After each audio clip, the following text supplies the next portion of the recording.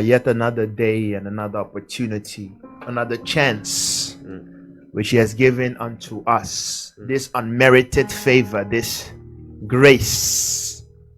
For surely all men, they have sinned and have fallen short of the glory of Elohim. Meaning that from the day that Adam actually made a mistake, the access to paradise should have been closed. It should have been closed.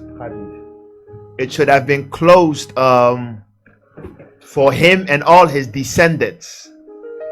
But what grace simply means is that Elohim gave to the sons of men another chance whereby they might enter into the kingdom. Not whereby they should, but whereby they might enter into the kingdom. So we thank Elohim for this opportunity given.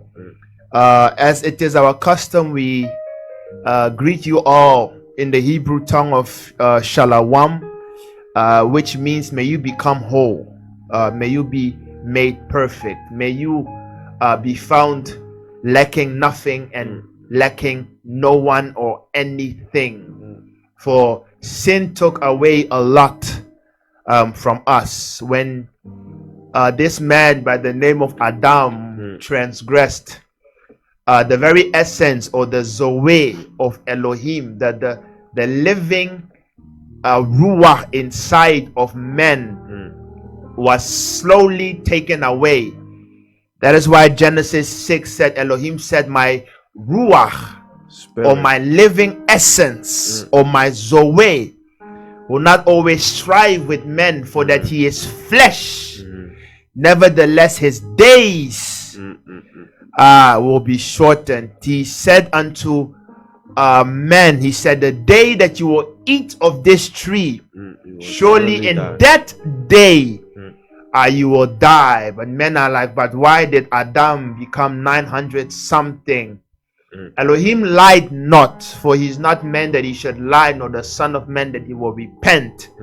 For if you read the genealogy of all the men, you will see that all of them did not reach the age of 1,000. So that means that all of them died on that same day. For is it not written that a day is like 1,000 in the sight of this mighty man? So we thank Elohim for his mysteries, the mysteries of life. Today's topic is a most crucial one. It is a most wonderful one. When I saw the topic, I at first was like, I've spoken about this so often, so I will not really study. I will just meditate what I already know, because this one is, we have dealt with it so often, so I will just regurgitate the information that we already gave. So I was like, okay, fine. And I went to sleep today at around 1. And then at around 3, I woke up. And as I woke up, I felt this sensation, and it was like, study. I was like, but I already know what I want to deal with. It was like, no, study. So I started studying, and then all of a sudden I received new insights. New information. New insights. Fresh, like a different kind of perspective. And as I was reading it, in the night, so I was reading it, and then I was just laughing to myself, and I was like, this Elohim is so mysterious. Some things are just written in plain sight, but hidden in plain sight. It's written in plain sight and it's hidden in plain sight. It's like you read it, but sometimes you can read something as if it's the first time you ever read it before. So I was like, wow, this is wonderful. So we've got some difficult days ahead. These are things which modern day believers don't want to hear and don't want to accept.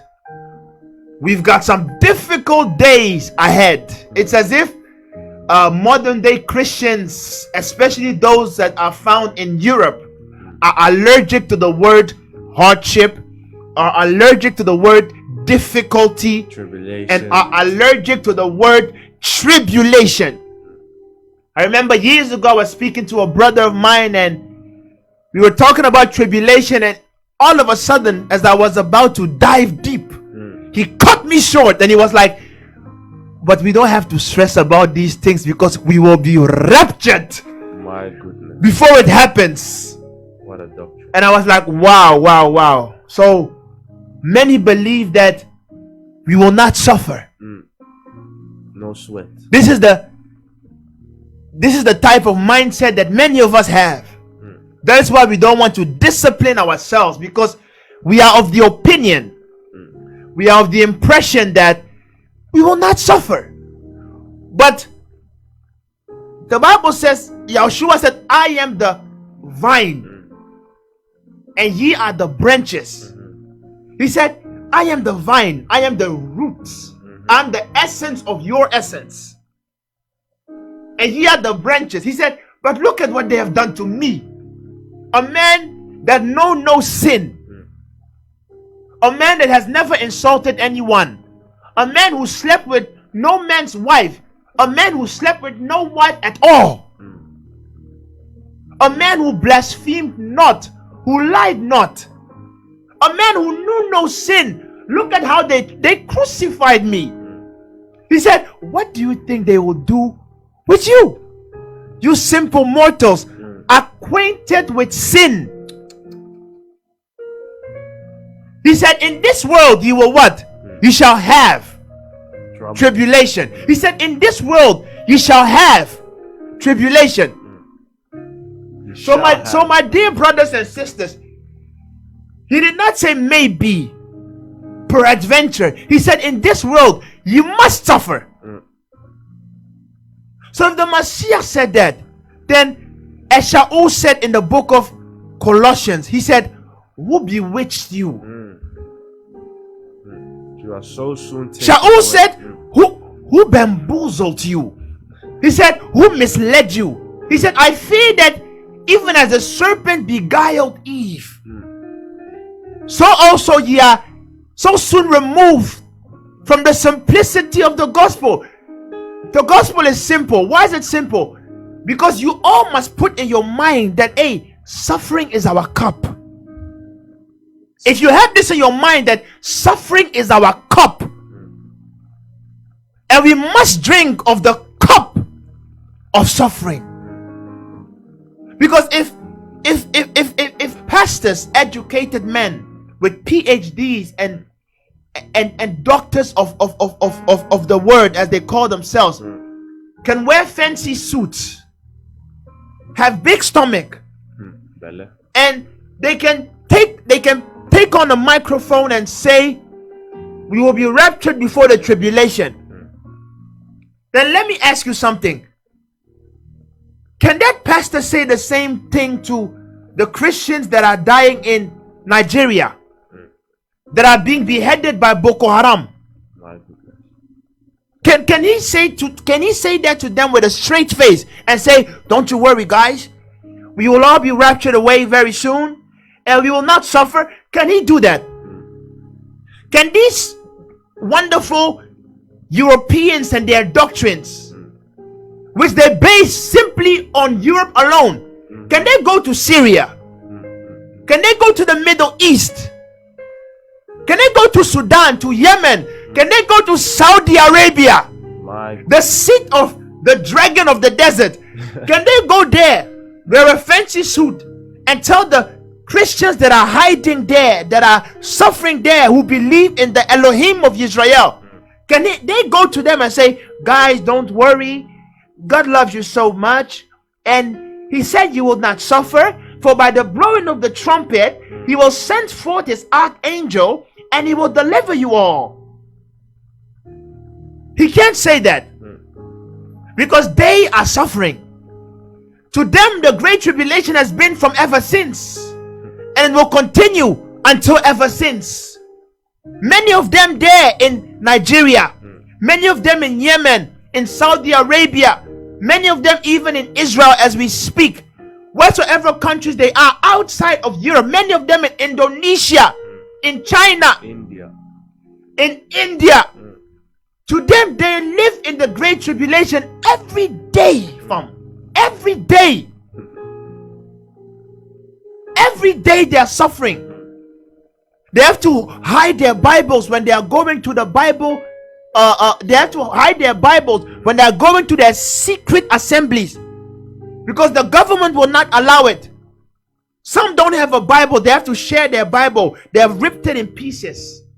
So they memorize the verses. One memorizes the book of Matthew, because they don't have a place where they can safely come together and worship. And you can you tell them that there is no such thing as a tribulation? Listen, I will make a shocking statement today. I know we have said many times that there is no rapture. In the literal sense of the word rapture doesn't exist. But the concept of rapture, of being taken away, translated, it does exist. It's just that we put emphasis on the wrong time scale. It will not happen before the tribulation. It will happen afterwards. That is why the Bible said, those that shall endure until the end, they will be saved. If there is nothing to endure, what's the point of being saved? It's like saying those that will endure the thirst, they shall receive water to drink. But if you are drinking water all the time, what thirst do you have? If you are free, where do you need deliverance from? From whom? From what? Where? So we have to revise our theory with regarding to the rapture. We have to revise our theory with regarding to tribulation. Because I'm telling you guys, we will go through a period of pain. The believers of Elohim have been going through it from the beginning. The thing is that we that are in Europe, we've become so selfish. We've become so self-centered to the point where we think that the world evolves around us. We think that as long as Europe is fine, as long as the West is fine, as long as America, Babylon is fine, the world we don't care about the rest of the world. Because if you look at things closely, the entire world is suffering except for the West. Sometimes Europeans make this statement. Sometimes I'm with my colleagues and they say, they're like, when I'm like, hey, I'm hungry, man. They're like, you cannot have hunger in Europe. It's impossible. Just say that you want to eat something. Because to have hunger or to starve means you have no food to eat. You lack food to eat. You cannot lack food to eat in Europe. If you don't eat, it's just by choice. And I sat down and I was like, you know what? You guys are right. You know no suffering at all. You know no suffering at all. And because of this, we look at the world from a context of Europe. And that's why they can make statements saying that we will not face tribulation only afterwards, while the entire world is suffering. Now it is. So we have to revise our view and our point of view with regarding to this theory about tribulation. Because the entire world, people in Africa are suffering. For their faith, they are suffering. In Asia, they are suffering. In Middle East, they are suffering. All over the world, they are suffering for their faith. But not here. Not in Europe. People are at ease. So let's dive into the scripture and see certain things. The most misquoted, misunderstood chapter, I would say, in Bible history is Matthew chapter 24. Time is going so fast. This is so much to cover. I have to speak faster than I usually do. So please bear with me. Matthew chapter 24. From verse just 1, and read in a higher pace, please. Matthew 24 from verse 1. Go ahead. And Yahushua went out. And Yahshua went out. And departed from the temple. And he departed from this temple. And his disciples came to him. And his disciples came to him. To shew him the buildings of the temple. This is how people are. Always so happy. Oh, God bless you. Oh, life is so good. Oh, things are so sweet. So they came to the Messiah because, Elohim is love, Elohim is peace. So they thought that, that they could bring their optimism to this man. And this is the man that holds the salvation of the world on his shoulders. But look at his reaction. Look at the way he looks at life.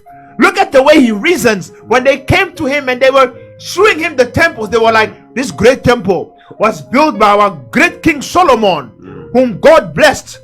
And you see the marbles of the temple, you see the sharp stone, you see the diamond, the rugged edges, the gold. This is the most beautiful thing ever. Truly, God has loved us, Israel. So they are making all types of declarations. Too many statements. And Yeshua was sitting there and he understood the state of the world. So when they came to him, showing him the temple, as if he needed to be shown the temple.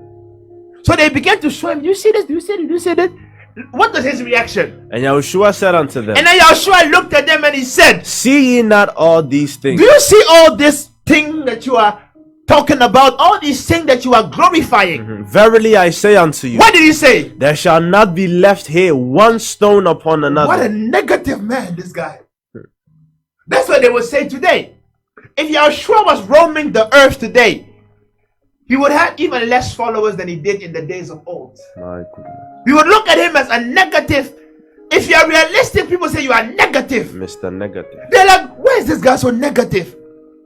We are showing him the beauty of the temple. He's telling us it will be rampaged. No negative. It will be vibes. destroyed. They're like, get away from us. Negative vibe. But look at the vibe of the Messiah. Keep reading. There shall not be left here one stone upon another. There will what? There shall not be left here one stone upon another that shall not be thrown down.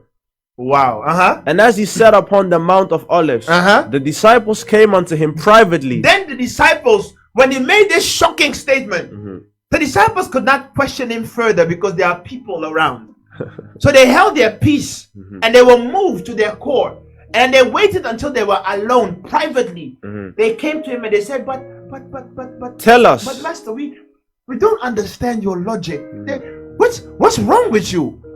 Why do you always see negative in life?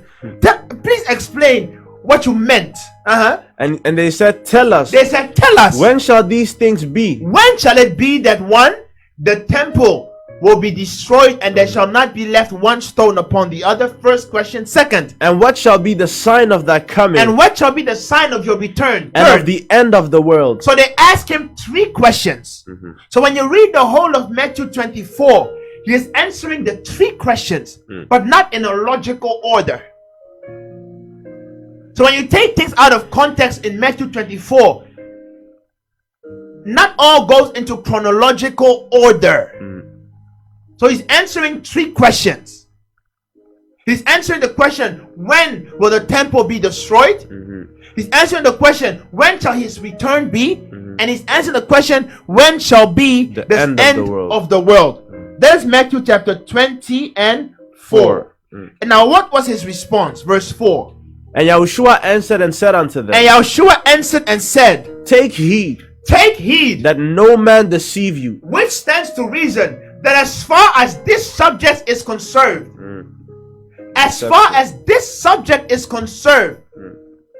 deception will be the order of the day.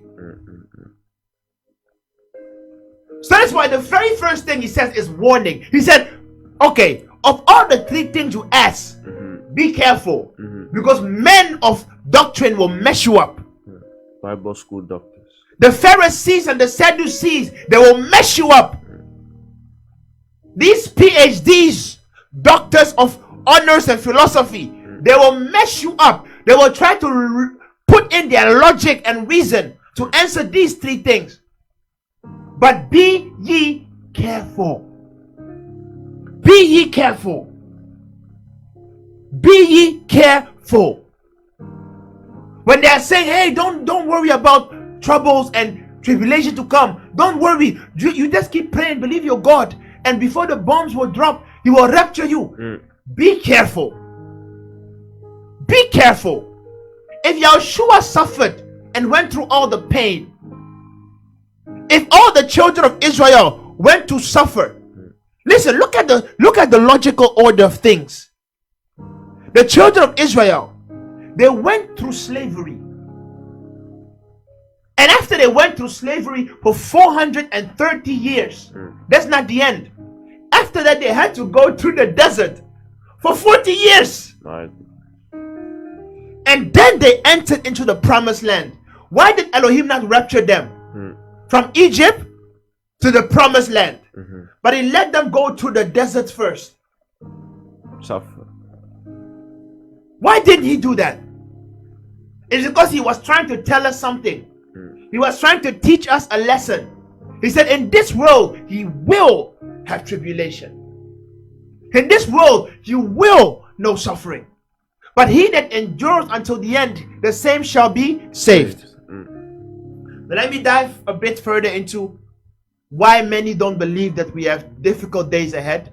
It's because of this, as I said, this teaching about the rapture. But they believe that when the end time will come, the Messiah speaks about the tribulation and speaks about the great tribulation. And people, the scholars and the Bible scholars, their logic is based upon that in the end times there will be 7 years. And there will be 7 years, and those 7 years will be divided in 3.5 years of soft tribulation and 3.5 years of pure hardcore tribulation, which they call the time of the rule of the Antichrist. But Shaul said, I tell you a mystery, yea, that the spirit of the Antichrist is already here. That was in the days of Shaul. But let me show you where they get this from, this 7 years, this 3.5 years, so we may understand where things went wrong. Give me Matthew chapter 24, the same. Now jump to verse 15. Matthew chapter 24 from verse 15. When ye therefore, so the Messiah's warning, he's saying, when ye therefore shall see the abomination of desolation. That's where things went wrong.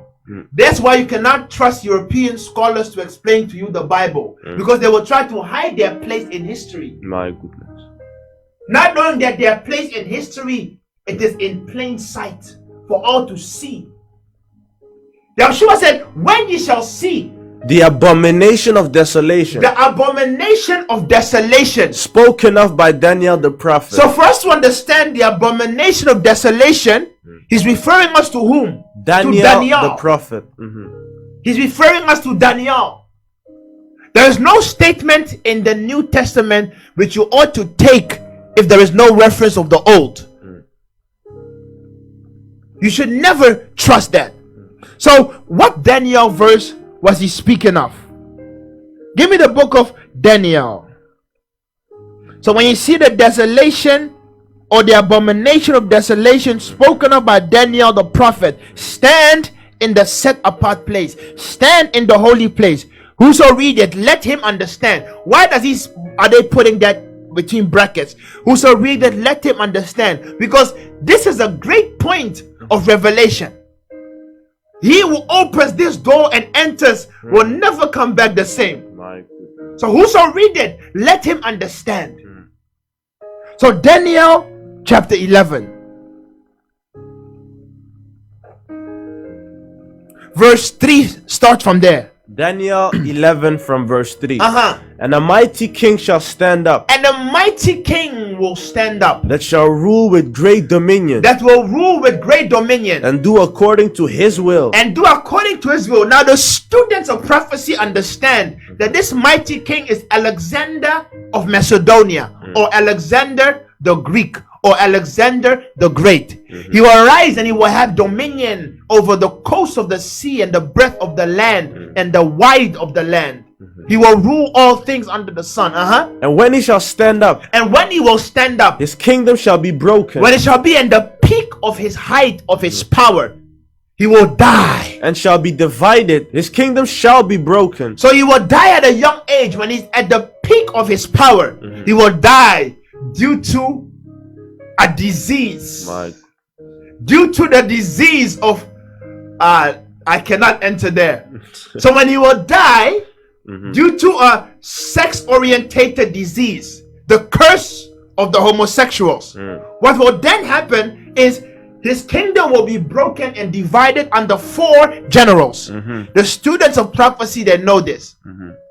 It shall be broken under 4 generals. And his kingdom shall be broken and shall be divided towards the 4 winds of heaven. That is prophetically speaking, that there will be 4 men that will bear the rulership over the kingdom that once was of Alexander the Great. Now,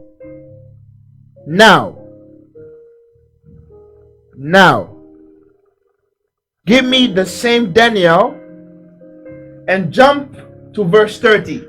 Daniel 11 from verse 30. One of these generals, For the ships of Kittim. Now one of these generals will play a predominant role. His name is Antioch Epiphanes. For those that like to study, you can Google his name. Antioch Epiphanes, who was one of the generals of Alexander the Great. Now he will do certain things. Read verse 30. For the ships of Kittim shall come against him. Now the ships of Kittim will come against him, because he will at this time rule over what we know as Persia. The ships of Kittim will come against him. The other generals will come against him. Therefore he shall be grieved and return. Therefore he shall be saddened and return. And have indignation. And he will have indignation against the holy covenant. Against the holy covenant. Against the holy people. So shall he do. So he will do. He shall even return. He will even return. And have intelligence with them that forsake the holy covenant. And he will have intelligence amongst the spies, the infiltrators of the holy covenant. Go ahead. An arm shall stand on his part. An arm shall stand on his part. And they shall pollute the sanctuary. And they will what? They shall pollute the sanctuary. They will pollute the sanctuary of strength. And shall take away the daily sacrifice. And they will take away the daily sacrifice. So was that verse 31? It was not finished yet. Okay, go ahead. And they shall place the abomination that makes desolate. They will what? They shall place the abomination that makes desolate. Matthew 24 says, when you shall see the abomination which maketh desolation. Now Daniel is saying, when this guy comes, which we have identified as Antioch Epiphanes, he will enter into league with some of the infiltrators of the Holy Covenant, and they shall cause the sacrifice to cease. Instead of offering the warmth and the sweetness of lambs and goats, they will now offer swine's flesh, and they will desecrate the holy sanctuary of Elohim. And they shall cause the sacrifice to cease, because all the righteous people of Elohim, when they see that, they will run. So now the holy place and the temple has become desolate. Desolate means void of individuals, void of people. Now there is further proof to what I said, so that people understand that I'm not mad. I'm not speaking, oh, I had a dream prophetically. No, it is all written. Now give me First Maccabees, one of the books that they removed from the Bible, in an attempt for them to keep your eyes closed from the truth. But the truth can never be hid. It shall forever be found. Amen. First Maccabees, chapter 1, give me verse 20.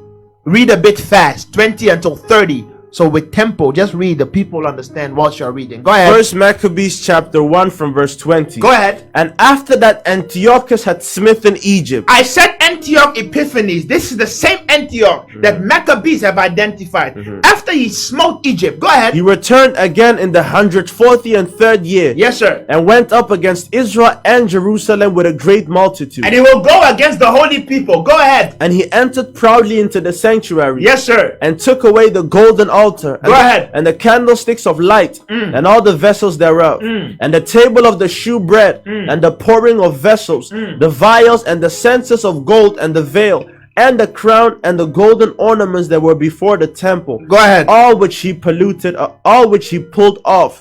He took also the silver and gold. And the precious vessels. Also he took the hidden treasures which he found.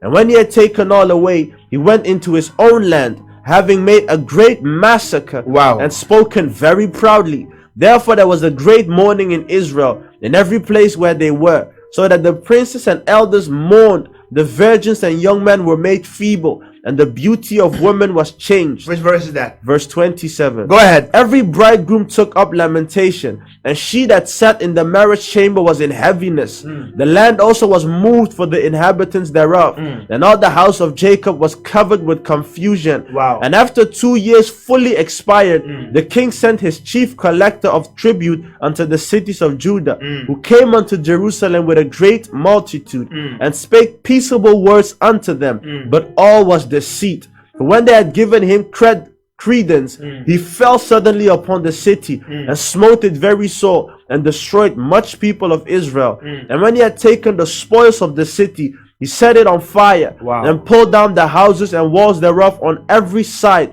But the women and children they took captive, and possessed the cattle. Then builded they the city of David with a great and strong wall. What verse is that? 33. You have to stop at 30. Now jump to verse 41, the same chapter. First Maccabees chapter 1, now verse 41. Read. Moreover, King Antiochus wrote to Moreover, King Antioch Epiphanes, he wrote his whole kingdom, saying that all should be one people, that all should be one people. Go ahead. and everyone should leave his laws. So all the heathen agreed. This European agenda of coming together, being one, rejecting all religions and whatsoever, all being under the same umbrella. My religion is love. My religion is a human race. I don't believe in one. So all these agenda, it comes from somewhere. Go ahead. So all the heathen agreed, according to the commandment of the king.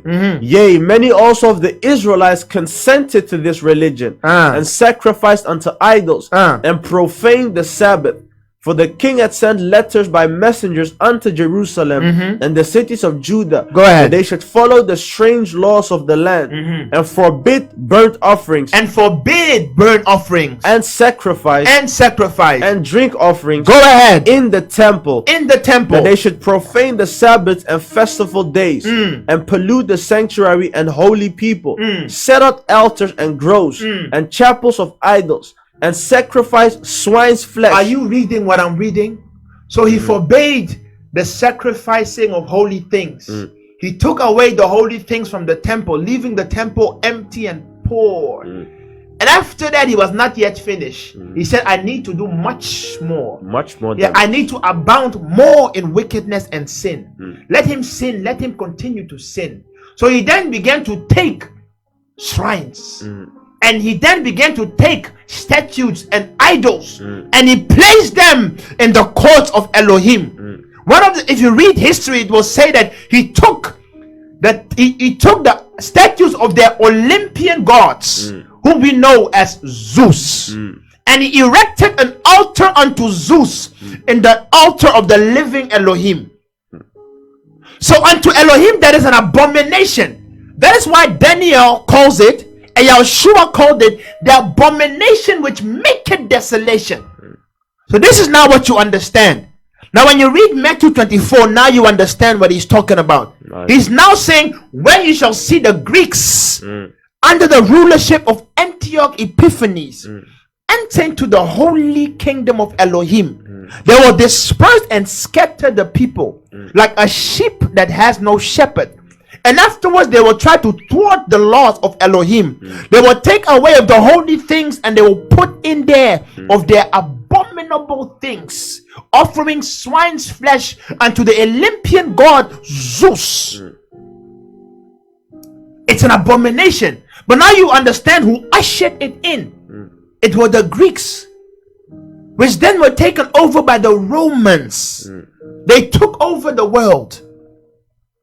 And they took over the identity of the holiness of Elohim. Now, having opened that one, having opened that one, Wow. give me Matthew 24 again. I'm not yet finished. My goodness. Matthew 24:21. I will explain where they get 7 years, 3.5, and where it went wrong with their logic, and where the Bible supports a different claim.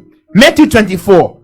Give me 21. Matthew 24 from verse 20 and 1. Go ahead. For then shall be great tribulation. For then will be what? Then shall be great tribulation. This is what they call the great tribulation. Now, many modern day Christians believe that as I said before, that we will not go through this.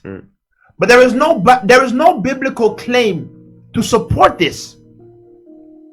There is no biblical claim to support this. And I will further explain as to why the Bible does not support this. The Bible supports otherwise and says we will go through this. Go ahead.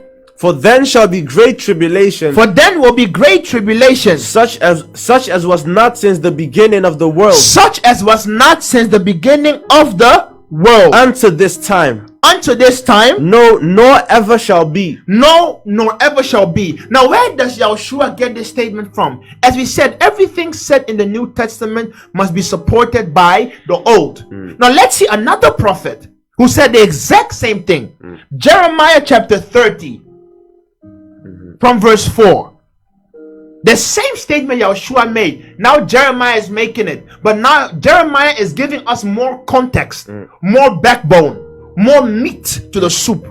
Go ahead. Jeremiah chapter 30 from verse 4. Verse 4. And these are the words. And these are the words. That Yah spake concerning Israel. Which Yah spake concerning whom? Concerning Israel. Concerning whom? Concerning Israel. And concerning Judah. And concerning Yehuda. And thus said Yah. And thus said Yah. We have heard a voice of trembling. He said, we have heard a voice that will cause you to tremble, to shake in fear. Of fear. Of fear. And not of peace. And not of peace. Ask ye now. He said, ask. And see whether a man doth travail with child. So the Ruach is asking. It's asking the prophet. He's saying, have you ever seen a man? What does he say? Travail with child. Have you ever seen a man giving birth? But now Babylon is trying to do it. My goodness. Trying to impregnate men, giving them female hormones. So now Yah is saying, have you ever seen a man giving birth to a child? Have you ever seen a man going through labor, going through the pain of a woman? Go ahead. Wherefore do I see every man? He said, if you've never seen it before, then why am I the great one? Now I'm seeing all the men. What are they doing? With the hands on his loins. With the hands upon their loins. As a woman in travail. Wow. The severity of this text. He says, if this cannot happen, if this doesn't exist, he said, why am I not seeing men going through so much pain as if they are giving birth? And all faces are turned into paleness. And all the faces are turned into paleness. Paleness simply means a lack of life. When your soul is leaving your body, you will see that your color will change. That's why someone who's dead is also called pale. So Elohim is saying, why am I looking at people that it's as if they are dead? As if there's no life in it. Go ahead. Alas. Now the prophet, when he heard these things from Elohim, he was like, my goodness. He was like, alas. For that day is great. For the day is great. So that none is like it. So you see, the Messiah said that it shall be a great tribulation like there never was. So now the prophet is bringing you back to the roots from. And he's telling you that for that day it is great, so that there shall never be one like it. Go ahead. It is even the time of Jacob's trouble. Wow. It is the time of Jacob's trouble. But the great tribulation is known as the time of Jacob's trouble. If there is no tribulation for the believers, why would the prophet call it Jacob's trouble? Let me tell you something. The things that our forefathers went through, we have no idea. The days of slavery, we have no idea. We have no idea. You sit around, you wear Levi's, you see a picture of 2 crocodiles and a baby. You wear it, you think it's life. The things we have seen, where the slave masters would take hold of a baby, put 2 horses from left to right, and they rend a baby asunder. A delicate boy. We haven't seen life. You can make statements like, oh, there is no tribulation. The things we have seen, if only we could tell of the stories. If only we could tell of the stories. Young Negroes now, they're walking around with their butts hanging out, sagging their pants.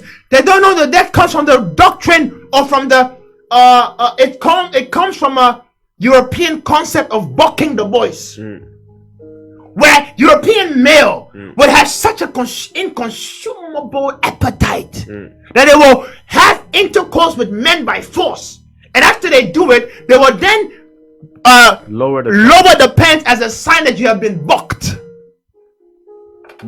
You are bucked. The things we have seen, the rapings and the plunderings. They say there was this guy, his name was Khalid Muhammad. He said that the science, they have tried to hide the fact that more than 400 slaves died during the transatlantic slave trade. So not the survivors, the people who died during. Can you understand this horrific statistics? You are talking about there's no tribulation. The things we have seen, a slavery period it endured for around 400 years, from the 1600s, 1500s, when we began to be deported, until the 20th, even 21st century. If you go to America today, someone's grandfather has been through slavery. Can you understand what that means? Can you understand what that means? Talking about there's no tribulation. The great tribulation started from the day that the Mashiach died. We entered into it because the Romans were already there. We were already there in that time. Tribulation after tribulation after tribulation. The things we have seen, the things we have endured, still seeing. But what we have seen now is nothing. What they have seen, what we are seeing now is nothing. It's nothing. What they endured then. We had no rights as human beings. We are qualified as being 1/5. 3/5 of a human. So what's the other 2/5? Beasts. Labeled as cattle. Beasts. We were murdered and killed like it was no one's business. There was none to come to our aid. I don't know if you're understanding what I'm saying. The type of cruelty, the type of death, the type of murderings, taken away from one country to the other. Now you are in a different continent. People speak a language you don't understand.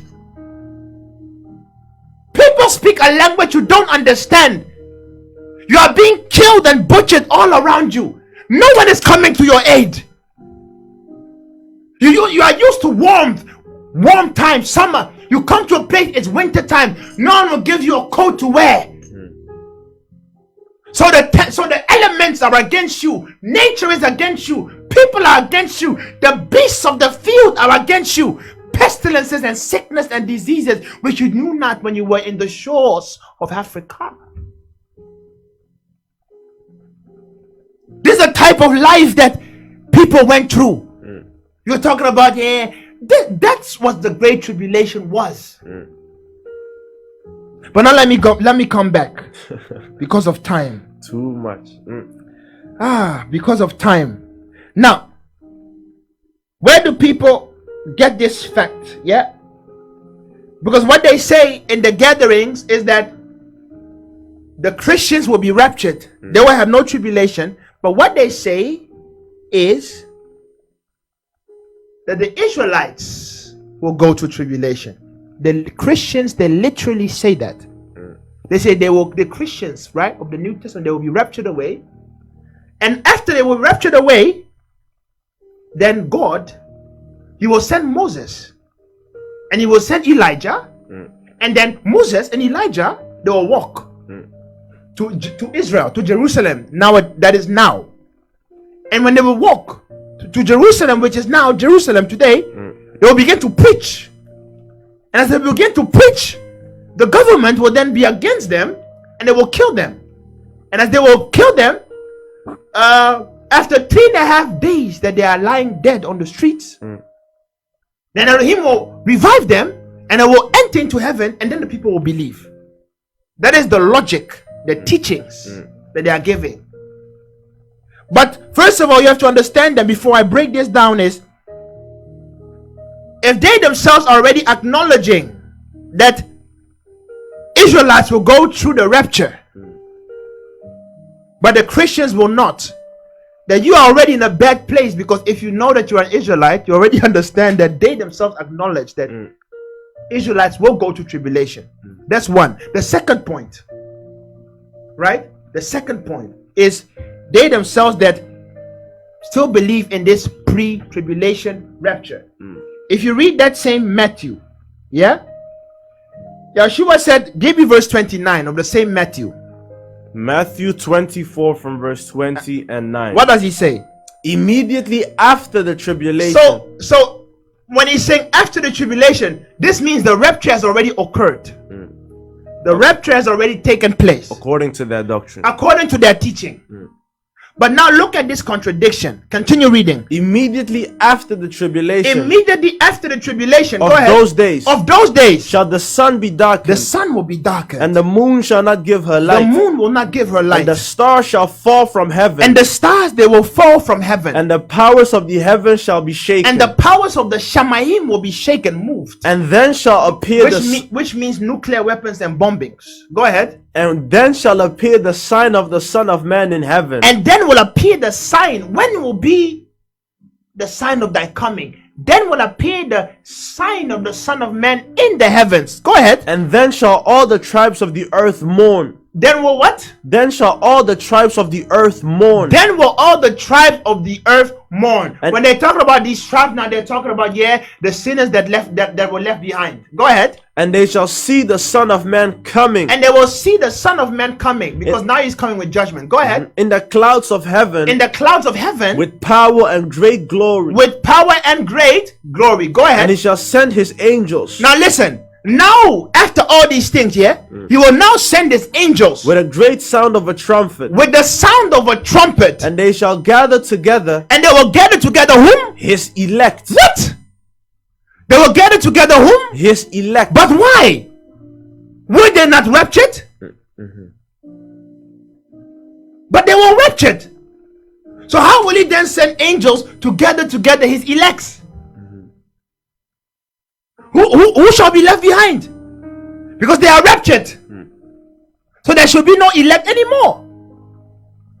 So whom will the angels come and gather? Will they come to pick flowers? So who are these elects? So who are these elects? So you see that something is wrong. Something here is missing. Now let me tell you something. As I said, the elects are the children of Elohim who will be left behind, and the chief of them are Israelites, and the other remaining are those other nations who will cleave unto the ways of the Israelites. We will go through tribulation. We will go through tribulation. Now let me see where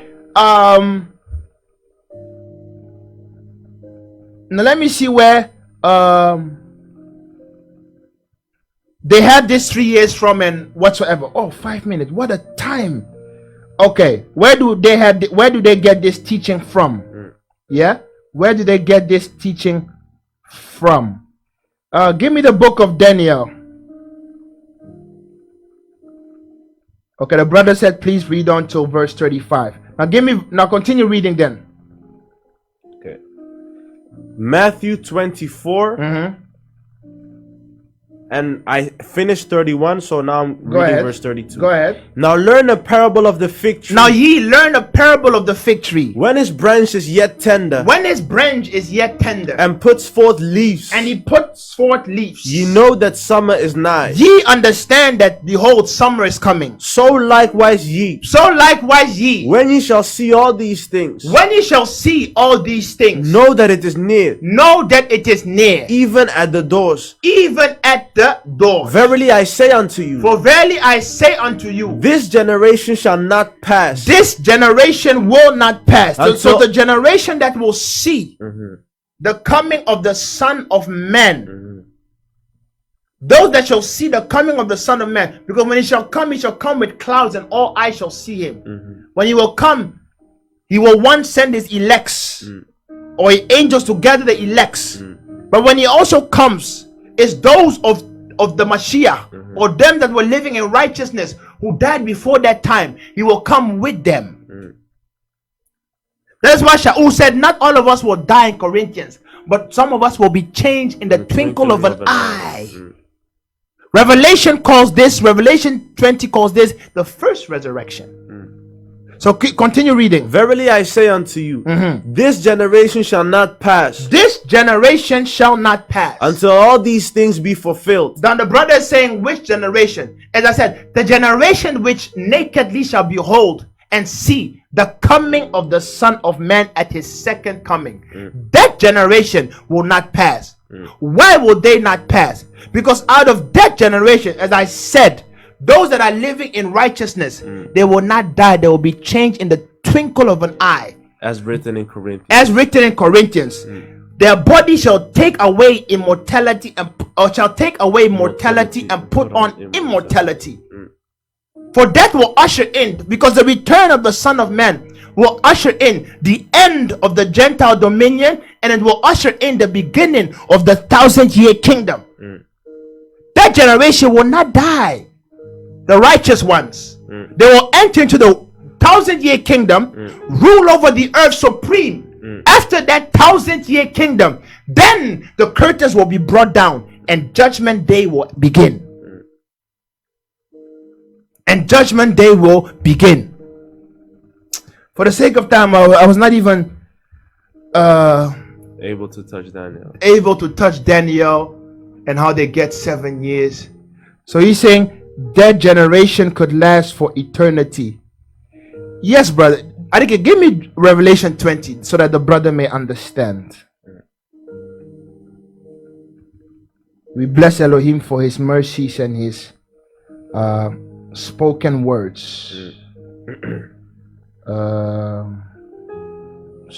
Revelations chapter 20 from verse 1. Read it a bit fast. Revelations 20 from verse 1. Yes, sir. And I saw an angel come down from heaven. And I saw a malak coming down from heaven, having the key of the bottomless pit. He had the key of the bottomless pit, and a great chain in his hand. And a chain in his hand. And he laid hold onto the dragon. And he laid hold of the dragon that deceiveth the whole world. That old serpent.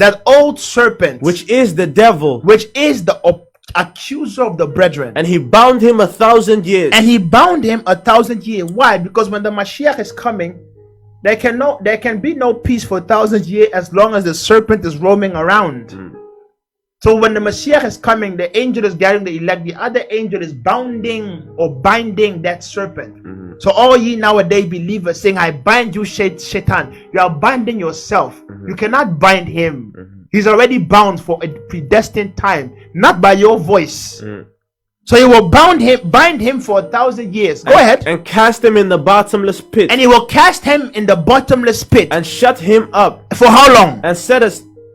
Go ahead and shut him up. And set a seal upon him. And set a seal upon him, a lock. That he should deceive the nations no more. That he should deceive the nations no more. Until the 1,000 years should be fulfilled. Until the 1,000 years be fulfilled. And after that, he must be loosed for a short season, that he may gather the damned and go and prepare for Armageddon, or the war of Gog and Magog. Continue reading. And I saw thrones. And I saw thrones. And they sat upon them. And they sat upon them. Who are they? These are the judgments, or these are the righteous ones of Elohim. When Yahshua is coming, that's why Thessalonians said, behold, he's coming with a shout. He's coming with a shout. And with the sound of the voice of the archangel, and with the trumpet. And he said, continue reading. And judgment was given unto them. And judgment was given unto them. And I saw the souls of them which were beheaded for the witness of Yahushua. Listen, and I saw the souls of them that were beheaded Listen, I saw the souls of them that were beheaded, and I said the great tribulation started already, and I saw the souls of the saints that were killed for the sake of Hamashiach and for the word of Elohim. Can you tell these people that were beheaded for the sake of Hamashiach that they went not through a great tribulation? So the fact that you can make that statement makes their death of null and zero void. The fact that they went through it means that there is a tribulation. Otherwise, why would they be beheaded for Hamashiach? So they were beheaded for Hamashiach. And Yeshua said, and behold, he raised them up again unto life. Go ahead, continue reading. And they which had not worshipped the beast, and they who worship not the beast, neither his image, nor his image, neither had received his mark upon their foreheads, nor those who received his mark upon their foreheads, or in their hands, and they lived and reigned with Hamashiach 1,000 years. And they lived and reigned with Hamashiach for what? 1,000 years. For 1,000 years. But so you see, when he will come, those who died in him, he will revive them. But the earth will not be made a full end yet. But there will still be people that are alive. Give me Thessalonians chapter 4. 2 minutes, then I'm done. Thessalonians. First Thessalonians. First Thessalonians chapter 4. Give me the last 2 verses, I think. First Thessalonians chapter 4 from verse... He coming with a shout. 16. For Yahuwah himself shall descend from heaven. Remember Revelation, right? So Yahuwah himself shall descend from Hashamayim with a shout. With the voice of the archangel. And with the trump of Elohim. And with the trumpet of Elohim. Now the voice simply means the message of truth. And the trumpet stands for judgment. It stands for the announcement of a great world event. Go ahead. And the dead in Hamashiach shall rise first. You see, the dead in Hamashiach, so not the dead that just died in sin, the dead in Hamashiach, in other words, the righteous will wake up first. Them who were beheaded for the glory of Elohim, they will rise first. To them will be given thrones and dominions and rulership, because they will rule. That's what the Bible said, the meek shall inherit the earth. He's talking about not paradise, the 1,000-year kingdom. Elohim will cause men to rule over the world. Go ahead. Then we which are alive. Then we which are what? Are alive. And remain. Oh, stop there. That's the key of this Thessalonian that they misquote with regard to rapture.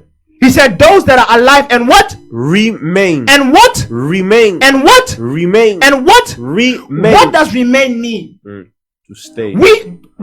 We who stayed. We who stayed. We who went through it all. We who suffered. We who were going through tribulation. You see, that is what that means. That is what that means. That's why Ezra says, I perceived and I said, woe to them that are left behind. But more woe. He said, but more woe to them that are not left behind. So it is a must. Either you will die for Hamashiach now, and when he comes, he will revive you, or you will go through tribulation alive, and when he comes, he will catch you up in the air, translate your body. Then the Bible said, Daniel said, behold, and them who are wise, they will shine like the brightness of the firmament of the stars. Because of time, I have to quit. But please, brothers and sisters, we consider this rapture theory.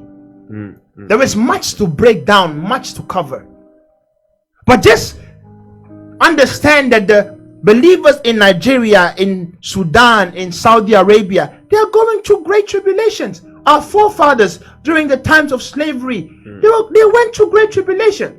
Just because you are eating at McDonald's, the blessing of one person does not negate the cursing of a whole nation. That's not how life works. So we consider, think, study, and may Elohim remember us all at his second coming. Shalom.